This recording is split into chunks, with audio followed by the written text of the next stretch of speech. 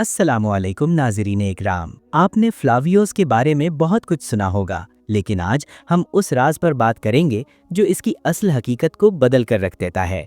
जिक्र वाली मजलिस के बाद फ्लावियोस को अपने बचपन की यादें वापस आना शुरू हो जाती हैं।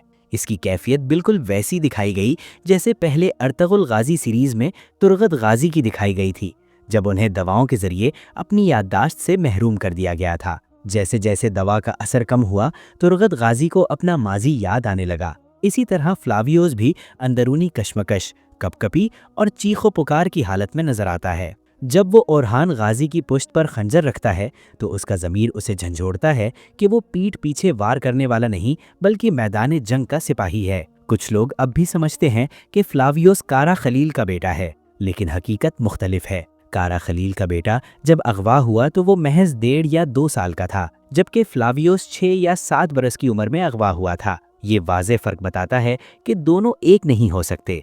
कारा खलील के असल बेटे की कहानी अभी सामने आनी बाकी है। अगर हम सीरीज़ क़याम उस्मान की क़िस्त 129 पर नज़र डालें तो एक अहम मंजर सामने आता है। उसमें उस्मान गाजी जंगल में कुछ खाना बदोश अफराद से मिलते हैं जो ख़ुद को एक तुर्क कबीले से ताल्लुक़ रखने वाला बताते हैं। दिलचस्प बात यह है कि उनके झंडे पर वही निशान होता है जो फ्लावियोस के खंजर पर मौजूद है। वो कबीला तारीख में एक ताकतवर घुड़सवार कबीला रहा है जिसने वस्ती एशिया से लेकर मशरिकी यूरोप तक अपना असर कायम रखा।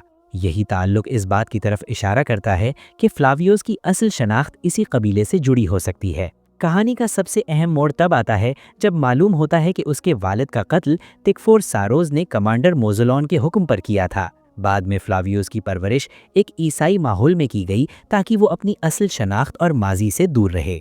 मोज़लोन के कत्ल का इल्ज़ाम उस्मान गाजी पर डाल दिया गया, लेकिन सच कुछ और था। मरते वक्त सारोज फ्लावियोस को उसके हकीकी वालिद का खंजर देता है और यही खंजर इस पूरी दास्तान का सबसे बड़ा राज बन जाता है। नाज़रीन इकराम, आप क्या समझते हैं? क्या फ्लावियोस वाकई इसी तुर्क कबीले से ताल्लुक़ रखता है? अपनी राय ज़रूर दीजिए। अल्लाह हाफ़िज़।